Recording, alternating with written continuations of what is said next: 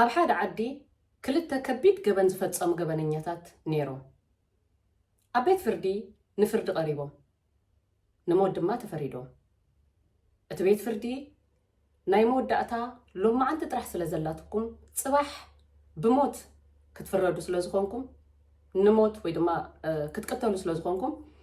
እትብልዎ ነገር እንተልዩ ቤት ፍርዲ ክሰምዕ ሓሳብኩም ተዛረቡ ተባሂሎም። እቲ ሓደ ኣነ ንባዕለይ ብጭንቀት ርእሰይ ክትኮስ ደልያላ ስለዚ ምንም ዝዛረቦ ነገር የብለይን ክሓስቡን ዓቕሚ ብለይን ሕጂ ስለዚ እቲ ጽባሕ ክትገብርዎ ደልይኹም ደለኹም ናይ ሞት ፍርዲ ንዕኡ ክጽበአ ኢሉ። እቲ ካልኣይ ግና ኣነ ኢሉ ቅድሚ ምሟተይ ንስድራይ ወይ ድማ ንሃገረይ ሓደ ጽቡቕ ነገር ገይረይ ክሓልፍ እየ ዝደሊ ኢሉ። እሞ እንታይ ኢኻ ክትገብር ትደሊ ተባሂሉ። ኣብቲ ቦታ ንጉስ ናይቲ ሃገር ነቲ ናይ ሽዑ መዓልቲ ዝውሰን ውሳኔ ክሰምዕ ኣብኡ ተረኺቡ ስለ ዝነበረ እንታይ ኢሉ እዚ እሱር ካብ ኣባሓጎይ ዝተምሃርክዎ ሓደ ዓብይ ፍልጠት ኣለኒ። እዚ ፍልጠት እዚ ከዓ ንኣፍራስ ናይ ምብራር ክእለት ንክህልዎም ምልምማድን ትሬን ምግባርን እዩ ኢሉ። ስለዚ ናይ ንጉስ ጻዕዳ ፈረስ እንተደኣ ተዋሂበ ነዚ ፈረስ እዚ ኣብ ውሽጢ 2 ወርሒ ንኽበርር ከለማምዶን ትሬን ክገብሮን ይኽእል እየ። 2 ወርሒ ጥራሕ እያ ተድልየኒ። ኣብ ውሽጢ 2 ወርሒ ግን ከም ዝበርር ክኸውን ይትፈረስ። ስለዚ ንንጉስ ናይ ሃገረይ ዝበርር ፈረስ ኣለማሚደሉ ሓዲገሉ ክኸይድ ወይ ድማ ክመውት እየ ዝደሊ ኢሉ። ኣብቲ እዋን እቲ ንጉስ ምናልባት እዚ ሰብ እዚ ሲ እንተ ደኣ ነቲ ፈረሰይ ከም ዝበርር ኣለማሚዱለይ ምስ ዘለኒ ተፈላጥነትን ንግስነትን መሊሱ ከዓ ዝበርር ፈረስ ዘለዎ ንጉስ ተባሂለ ኣብ ዓለም ሙሉእ ተፈላጥነት ክህልወኒ እዩ ወይ ድማ ህቡብነት ክረክብ ኢሉ ሓሲቡ። ስለዚ ምናልባት እዚ ወዲ ክገብሮ እንተኽኢሉ ዘለኒ ህቡብነት ላዕሊ ክኸውን ኢሉ ስለዚ ሓሰበ ነዚ መንእሰይ በሉ ድሓን 2 ወርሒ ዕድል ይወሃቦ። ኣብዚ ውሽጢ 2 ወርሒ እቲ ፈረስ ክትወሃቦ ኢኻ 2 ወርሒ እውን ክትወሃብ ኢኻ። 2 ወርሒ ምስ ገበረ እቲ ፈረስ እንተ ምብራር እንተ ዘይጀሚሩ ግን እንተ ዘይበሪሩ ግን ንስኻ ካብዚ ሕጂ ንሞት ተፈሪድካ ዘሎ ኣብ ማውታ ዓይነት ፍርዲ ዝገደደ ብስቃይን ብመከራን ብብዙሕ እንዳተሳቐኻ ከም ትመውት ክትግበር ኢኻ።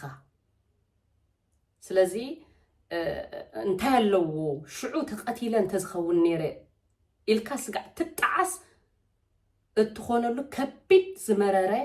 ኣቃታተለ ኢኻ ሽዑ ክትቀተል ተባሂሉ። ሕራይ ፀገም የለን ኢሉ ማለት እዩ። ሽዑ መወዳእታ እቲ ውሳኔ ነቲ ፍርዲ እንተዓፅዩ እቲ ጽባሕ ክቕተል ተፈሪዱ እቲ ከዓ 2 ወርሒ ዕድል ክወሃቦ ተፈሪዱ ልክዕ ውዳእ ኣቢሎም ምስ ወድኡ እቲ ብፃዩ እንታይ ኢልዎ ኣታ ዓሻ ዲኻ እንታይ ከድሽካ ብዝመረረ ስቃይ ክትቀተል 2 ወርሒ ትፅበ ከምዚ ከማይ ስቂልካ ጽባሕ ዘይትመውት ዘይትኽእሉ ነገር ስቂልካ ትዛረብ ኢልዎ ክትገብሮ ዘይትኽእል ነገር ኢልዎ ኖ ኮነ ኢለ እየ ሓሲበሉ እየ ኩሉ ሓሲበሉ እየ ገይረዮ ዘለኹ ኢልዎ ብኸመይ ኢልዎ እንታይ መሲልካ ኢልዎ ቀዳማይ ኣብዚ ውሽጢ 2 ወርሒ ምናልባት እቲ ፈረስ ይመውት ይኸውን። ካልኣይ እዚ ንጉስ እውን ኣሪጉ ስለ ዘሎ ኣብዚ 2 ወርሒ ውሽጢ ይመውት ይኸውን። ሳልሳይ ካብ ብናቶም ስቃይ ዝመውት እግዚኣብሔር እውን ንዓይ ኣብዚ መንጎ ወስደኒ ይኸውን። ራብዓይ መን ይፈልጥ ኣብዚ 2 ወርሒ እንታይ ከም ዝፍጠር ኢሉ ሓሲቡ ማለት እዩ። ስለዚ እዞም 2 ሰባት ንኽልቲኦም እሞ ሕሰብዎም ኣብ መወዳእታ ምስቲ ኣብ ታሕቲ ክህበኩም ሓሲበ ዘለኹ መፍትሒ ናይ ጭንቀት ዓበይቲ ዝኾኑ ሓደ 3 ዝኾኑ ምኽርታት ምስኡ ኣብ መወዳእታ ክተገናዝብዎ ኢኹም። እቲ ቀዳማይ እንታይ እዩ ኮይኑ ከምኡ ኣብ ከምኡ ዓይነት ውሳኔ ወሲኑ እቲ ካልኣይ ከ ስለምንታይ እዩ ከምኡ ዓይነት ብልሓት ተጠቂሙ ንዝብል ንዓኻትኩም ትመልስ ክሓድገልኩም እየ ማለት እዩ። ክቡራት ተኸታተልቲ ሎሚ ብዛዕባ ጭንቀትን መፍትሒኡን ኢና ክንዘራረብ መፅየ ዘለኹ። ሓደ ጊዜ ከይሓሰብናዮ ድቦላ ዝኾነ ዘይተጸበናዮ ከቢድ ጭንቀት የጋጥመና እዩ ከምዚ ዓይነት ጭንቀት ከጋጥመና ከሎ ክሳብ ክንሓስብ ዘይንኽእል ኣእምሮና ክንቆጻጸር ስጋብ ዘይንኽእል ብጣዕሚ ጭንቕ ጽብብ ጽልምት ዝብለና እዋናት ኣሎ እንታይ ክንገብር ከም እንኽእል ወላ ክንሓስብ ስጋብ ዘይንኽእል ማለት እዩ ከምዚ ነገራት ካውን ከሎ እንታይ ክንገብር ኣለና ኣብ ከምዚ ዓይነት ጭንቀት ክገጥመና ከሎ እንታይ ክንገብር ኣለና ንዝብል ቅድሚ ንውሕ ዝበለ ዓመታት ዘንበብክዎ ናይ እቲ ዓቢ ህቡብ ኣሜሪካዊ ደራሲ ዴል ካርኔጌ መጽሓፍ እዩ እቲ መጽሓፍ ብዛዕባ ንዘጋጠመና ከቢድ ጭንቀት ከመይ ጌርና እንፈትሓሉ ሜላታት እዩ ዝምህር ማለት እዩ እታ መጽሓፍ How to Stop Worrying and Start Living እያ ትብል ከመይ ጌርና ጭንቀት ኣወጊድና ንቡር ዝኾነ ህይወት መምራሕ ንጅምር ከምዚ ትብል መጽሓፍ እያ ኣብኡ ካብ ዘብስፈሮም 3 ጠቐምቲ ነገራት ጭንቀትና ከመይ ጌርና ከም እንፈትሕን ከመይ ጌርና ማኔጅ ከም እንገብሮን ዝነግሩ 3 መፍትሕታት ክነግረኩም እየ ክጠቕመኩም ስለ ዝኽእል እቲ ቀዳማይ ነቲ ሽግር ምፍላጥን ምልላይን ዝብል እዩ እቲ ኣጋጢሙና ዘሎ ከቢድ ጭንቀት እቲ ሃንደበት ኣብ ቅድሜና ተገቲሩ ዘሎ ክንድጎቦ ዝኣክል ጭንቀት ከመይ ጌርና ክንፈትሖ ከም እንኽእል መጀመርያ እቲ ክንገብሮ ዝግባአና ነቲ ሽግር ምልላይ እዩ ከመይ ጌርና ኢና ንላልዮ ንዝብል ከዓ እንታይ እዩ ተፈጢሩ ዘሎ ኢልና ንሕሳብ መጀመርያ ካልኣይ ንምንታይ እዩ ተፈጢሩ ንምንታይ እንታይ ስለ ዝጎደለ እንታይ እቲ ጠንቂ ሳልሳይ ብኸመይ እዩ ተፈጢሩ ዘሎ ብኸመይ ከምኡን ራብዓይ ናይ መወዳእታ እዚ ተፈጢሩ ዘሎ ሽግር ናይ መወዳእታ እቲ ዝኸፍአ ሳዕቤኑ እንታይ ክኸውን ይኽእል ኢልና ንሕሰብ ዘፍርህ ነገር ወይ ድማ ናይ መወዳእታ ንዓይ ክገጥመኒ ዝኽእል ሲ እቲ ሪዛልት ናቱ ሲ እቲ ውፅኢቱስ እንታይ ክኸውን ዝኽእል ኣባይ ክወርድ ዝኽእል ከቢድ ነገርስ እንታይ ክኸውን ዝኽእል እቲ ናይ መወዳእታ ኢልና ነዚ ሽግር ብኸምዚ መጀመርያ ነላልዩ እዚኦም ምስ ሓሰብና ብድሕሪኡ ነቲ ኣጋጢሙ ዘሎ ሽግር ክንቅበሎ ንኽእል ኢና ማለት እዩ ነቲ ሽግር ምቕባል እቲ ካልኣይ ነቲ ሽግር ምቕባል በቃ ኣጋጢሙ ዶ ክመልሶ ይክእልን እየ ኣጋጢሙ እዩ ምንም ነገር ክገብር ኣይክእልን እየ ስለዚ እቲ መፍትሒኡን እቲ ብላዕሊ ዘሎ ነገራት ንምንታይ ተፈጢሩ ብኸመይ ንዝብል እንደገና ከዓ ናይ መወዳእታ ሳዕቤኑ ክንታይ ይኸውን ይኽእል ኢልና ምስ ሓሰብና ብድሕሪኡ ነቲ ሽግር በቃ ተፈጢሩ እንድዩ ክቕበሎ ኣለኒ ኢልና ርእስና ህዲእና ነቲ ሽግር ምቕባል ተፈጢሩ እዩ በቃ ኣይተፈጠረን ኢለ ክኣምን ኣይክእልን እየ ርእሰይ እውን ከደናገር የብለይን ርእሰይ እውን ክጨንቕ የብለይን ክቕበሎ ኣለኒ ምስ ተቐበልናዮ እንታይ እዩ ዝኸውን ጭንቀትና ይፎኽሰና እዩ ተቐቢልናዮ እንዲና ዋ ኣጋጢሙ እዩ በቃ ምንም ነገር ክግበር ዝከኣል የለን ስለዚ ክቕበሎ ኣለኒ ኢልና ንቀበሎ ምስ ተቐበልናዮ ርእስና ይፎኽሰና ይቐለና እዩ ውሽጥና ማለት እዩ ምስ ተቐበልካዮ ኢኻ ንሓደ ነገር ወሪዱ እንድዩ ኢልካ ምስ ተቐበልካዮ ጥራሕ ኢኻ መፍትሒ ክትረክብ ትኽእል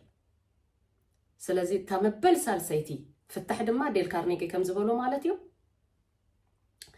ፍታሕ ምንዳይ እዩ ነቲ ሽግር ምስ ተቐበልካዮ ፍታሕ ከዓ ምንዳይ ትጅምር ማለት እዩ መጀመርያ ብትላዕሊ ነቲ ሽግር ፈሊጥካ የለኻ ጠንቁ ፈሊጥካ የለኻ ናይ መወዳእታ ሳዕቤኑ እንታይ ክኸውን ከም ዝኽእል ፈሊጥካ ኣለኻ ሽዑ ከም መበል ካልኣይ ከዓ ነቲ ኣጋጢሙ ዘሎ ሽግር ክቕበሎ ኣለኒ ምንም ነገር ክግበሮ ምክንያቱ ክመልሶ ይክእልን እየ ክልውጦ ይክእልን እየ ስለዚ ክቕበሎ እዩ ዘለኒ ተቐቢለ ከዓ ፍታሕ ከናዲ እዩ ዘለኒ ኢልና ናይ መበል ካልኣይ ከዓ ነቲ ሽግር ምቕባል ኣብ መበል ሳልሳይ ከዓ ፍታሕ ምንዳይ እዩ ማለት እዩ ብህድኣት ኮፍ ኢልና ፍታሕ ክነናድ ንኽእል ማለት እዩ እቲ ዓንተቦ ዝተዛረብክዎ ናይዞም ክልተ እሱራት እቲ ቀዳማይ ኣነስ በቃ ብጭንቀት ርእሰይ ክትኮስ ደልያላ ወላ ቀተሉ ንበቃ ወዲእ ኣለኹ ክሓስብ ዓቕሚ ብለይን በቃ ተወዲእኒ እዩ ምንም ነገር ዝረኣየኒ ፊውቸር ወይ መጻኢ የለን ኢሉ እቲ ካልኣይ ግን نتشكر سلا تقبلو انتي لو حسيبو من يفلت صباح نقو زمت لوطي كاب تقداديمه موتا يزقبل صباح نقو او اشتغلت تورحي زفتر نجر اي فلتنيو إيلو سلا حسبه نتشجر سلا تقبله إيو كم زعينة طبب تتقيمو كم زعينة حساب حاسيبو كم زعينة بالحد تتقيمو مالتيو ولدنا كمان انت امزولو قدم ايتكون يبلو قدم ايتكون يبلو ايتقدم مالتيو قدم ايتكون يبلو كم اون درافايون مقنا يدا مقنا يلو ولا حدا سمون سم مقنا يدا يلو مالتيو سلازي كل جزء نلوم منبر زبحال نجر كأم مفلات نلومي منبر صباح يبل مصحف قدوس أو ونجيل ماتيوس معرف شو دشته فقد 34 انتاي بلنا صباح ناي جزاء رأسا خفقات اللوا نمعالتي كفقاتا يا أخلاي بلنا نن معالتو نناتو زخونة چنقات نناتو زخونة خفقات اللوا نناتو زخونة شجر اللوا سلازي كل جزء كنبرن كلنا نلوم منبر نمهار نلوم منبر بك نلومي منبر لوم خمي جيرة تحقوسة سلام رخيبة ينبر سلة صباح نحر نحسب كوينا أبلوم خوينا سلة صباح نحر نحسب كوينا نلوم خنقبروز قبقنا خي قبرنا بچنقات معالتنا نجيزينا يحلف بس أب حلوف انت أنا نبر كوينا خاء كل جزء اتي زحالفنا يشجر اندا ذكرنا أب هيوتنا اندا تساقنا سلامنا سئنا ننبر مالتي سلازي بزعبة حلوف كان حسب يبلنا بزعبة صباح كأ صباح نركبلو بزعبة صباح كان حسب ندحر كوين ناون نلوم انت بقبو كنبر انت خيلنا ترحيب لومي رأسنا حسابنا أكيبنا سلامنا حلينا كنبر انت خيلنا ترحينا نصباح طبق مدب كنا وصل نخيل مالتي بزعبة صباح وناي نحسب مالت ديكونه جن اتنصباح كون زقبقو أبز قبقو ساعات مقتان كنقبرو نلومي سلام انت دأهالينا إنا بزعبات صباحنا بون كم زعينه مدب كهلو أن اللويلنا بسلام كنقبر نخيل مالتي شنكات كقاط منا خلو ناي عالم مودة تايلنا أين حساب تودي إبك أيلن فتح أين بل فتح زي بلو نجر أب عالم يلن فتح يلن إلنا أبرأسنا أنت ودينا يو ودينا إنا بعلنا سلز ودأنا يو مالتي اندحر نفعات سبات كوين ناقن إذن زبالكم طبابات تتقيمكم نتشجركم على ليكم عندنا نتشجر تقبلكم نعو فتح بمن داي فتح كركبي كالي مالتي هذا جيزي كم زعينة أجمات كبر تشجرات دبلاتات كجات منا خلو كاب زي تتقبنا يوسف كون خيل كاب النفتوم سبات كون خيل كاب ولدنا كاب سدرانا كاب حواتنا كاب مسأ مدنا كاب النفكرهم سبات كاب محازوتنا مغنياتو هيوت بوزح من قد أتفتن بالتفلالي من قد عبيس أجم كجات منا زي تتقبنا يدب ولا كجات منا خيل زي قبرنا يجير كخن بحال نخلينا نام مأسرتي ويون بقى نبتفلالي بوتاتات زمرح نجر كي حسبنا يخجات منا خيل جن حنت معالتي انت دا حديرنا انت دا سالس تجيرنا انت دا رابع تجيرنا خم أنا بلا اتشجر إن حلفة يحلفيو أبرأسنا كبيد وساني خن وسدن كلنا ترحيو ناي سنفات وساني خن وسدن كلنا ترحيو شجر زي ودا ويدماني هيوتنا النسئن مالتي نعفاتكم كم نشتي انت أش متخونكم كابتن ايدي الكارنيجي صحفات كاب زنبكو وبقو حانت نقر كاكافلكم حدا سبقاي كلته ولد نيرومو حدا ود 4 عامت حانت أقوال 5 عامت نيرومو كابزون كلته دقو تقوال 5 عامت قوالو بزحزن كنتات بموت تفليو شعب بتعم تجنقو قوالي سئينيلو بتعم حزينو صبقا قطام خوينو كن سبيتو أوشت 10 ورحي كالأيتي قوال تولدلو مالتيو قال مس ولدت له تحقسوا متكأتا نايتاز موتت قالي رخيبيلو تحقسوا حجون حما أقات أم خوين خاء أو اشتحمشت معلت تولدت قالوا تموت شعو سبعي بالطعمي ستريس حزو ጭንቀት حزو اب ديبريشن يأتو مالتيو بقى ززتولدا دقيسي إنا ينز عينتو مالتيو بطعم تጨنقو اب ጭንቀት አትዩ እና ነበረን ከሎ ምንም ነገር አይሰርሕን ዲፕሬስድ ኮይኑ ኣብ ገዛ አይወፅእኒው በቃ በጭንቀት በዲፕሬሽን ህይወቱ ሁሉ ጸልማት ኮይኑ እና ነበረን ከሎ ሓደ መዓልቲ እትወዱ ተወደር ባዕት ዓመት ዝነበረ ወዱ ማለት እዩ ሓደ መዓልቲ ክጻወት ደሊሲ አቡ በጭንቀት ኣብ ትጸልማት ከምኡ ተዓጽዩን ከሎ ተኾራሚዩን ከሎ እንታይ ይብሎ ባባ ብሎ ነዓ ኣነ በመርከብ ክጻወት ደሊስ መርከብ ስርሓለይ ይብሎ ሰብኣይ ከአይደለየን ክሰርሕ ንባዕሉ በጭንቀት ተታሒዙሎ ጭቅጭቅ ይብሎ ወይ ቆልዓ ሽዑ ካብ ጭንቀት ክዕርፍ ኢሉ ወይ ሰብኣይ ሕራ ኢሉ ነታ መርከብ ክሰርሓሉ ይጀምር ሽዑ ክሰርሓሉ ምስ ጀመረ ተጣቢቡ ዳርጋ 3 ሰዓት ወሲድሉ ኣብ ውሽጢ 3 ሰዓት ጽብቕት መርከብ ንእሽተይ መጻወቲነት ወዱ ሰሪሕሉ ቆልዓ ተሓጒሰን ኣብ ጸወቱ እኸይዱ ሰብኣይ ሽዑ ክንድምታይ ሰዓት ከም ዝወሰደሉ ምስ ሓሰበ 3 ሰዓት ገይሩ ትስ እንተበሎ ኣብዚ ውሽጢ 3 ሰዓት እቲ ኩሉ ግዜ ዘጨንቆን ስትረስ ዝገብረሉን ዝነበረ ዲፕሬሽን ኣይነበረን መስኡ ንምንታይ 3 ሰዓት ሙሉእ ሓሳቡ ኣብታ መርከብ ምስራሕ እዩ ነይሩ ኣእምሩኡ ተጸሚዱ ነይሩ ማለት እዩ ኣእምሩኡ ኣብ ስራሕ ቢዚ ኮይኑ ነይሩ ሹ ሓደ ነገር ትዚልዎ ለካ እንተ ደኣ ንርእሰይ ብስራሕ ጸሚደያ እንተ ደኣ ቢዚ ኮይነ ካብ ጭንቀት ክጋላገል ይኽእል እየ ማለት እዩ ኢሉ በዚ ካብ ወዱ ሓደ ነገር ተማሂሩ ማለት እዩ ብምኽንያት ወዱ ካብ ሽዑ ንድሓር ጀሚሩ ካብ ተኾርሚኻ ምጭናቕ ንርእሱ بسرح بيزي ناقبرن كاب ጭንቀቱ ንምግልጋል ሓንሳብ ኣተኽልቲ ኣብ ገዝኡ ይኹስኩስ ከምኡውን ኣብ ተፈላለየ ቦታታት ከይዱ ይሰርሕ ንሰበይቱ ይሕግዝ ተፈላለየ ነገር እንዳገበረ ካብቲ ጭንቀቱ ርእሱ ቢዚ ብምግባር ተገላጊሉ ማለት እዩ ስለዚህ ሓደ ግዜ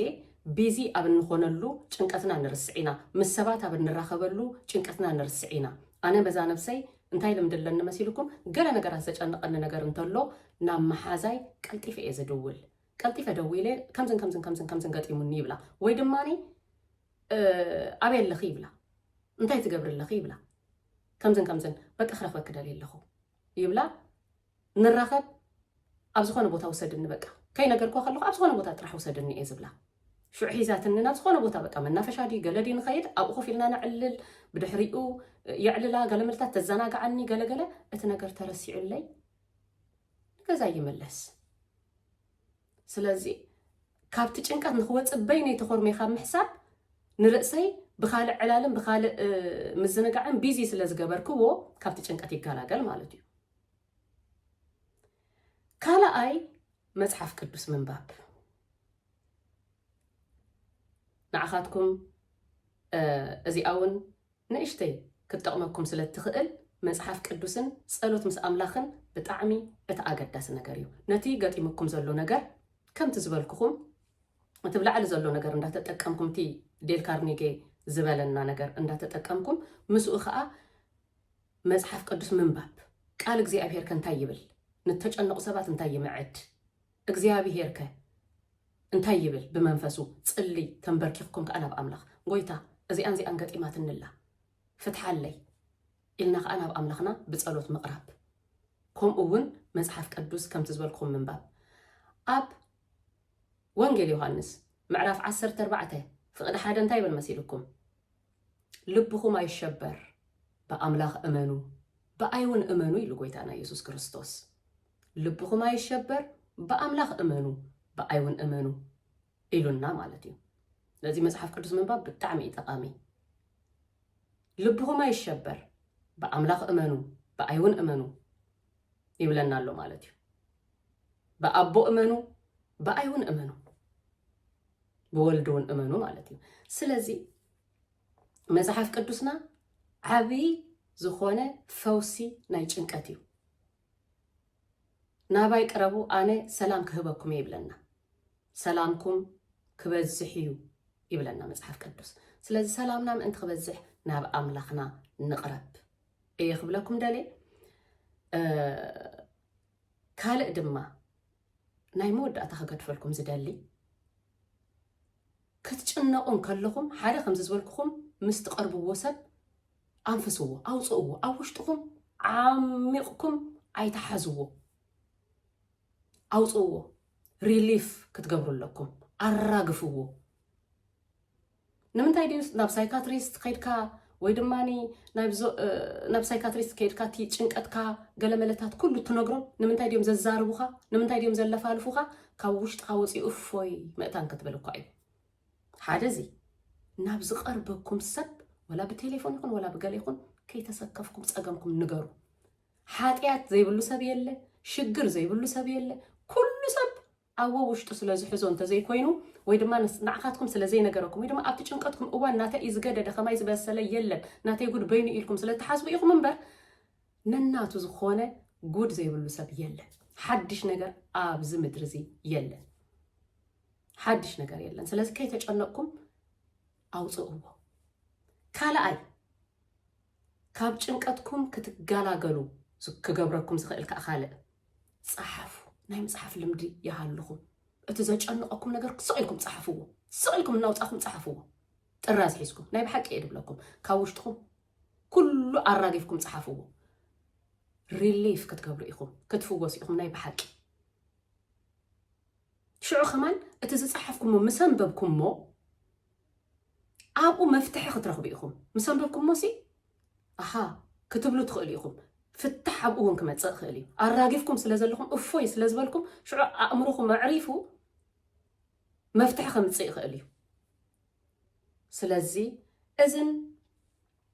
كم زز أمثلون نجارات إندا جبركم رأسكم فوسوا أوالد أودات عبيتي ناقشتو كلنا هيوت متكاتي بالله هيوت حد سارية هيوت حد سارية كنبرا كنستمقرا انت دقا دلينا ازي انا حجي كله قبل على استقاس كلكم حسابات تتقاملوا ناب املاخكم كأندا قربكم اتقندي مس املاخ مقرب انا ازي كبلكم لو ما انتي نابخاتكم مسئي تتقيمكم له تكونوا تسفا قبر لايك شير سبسكرايب اندا قبركم ناب بزحات كبتصح قبروا كساب ابزقص الفيديو سلام كنه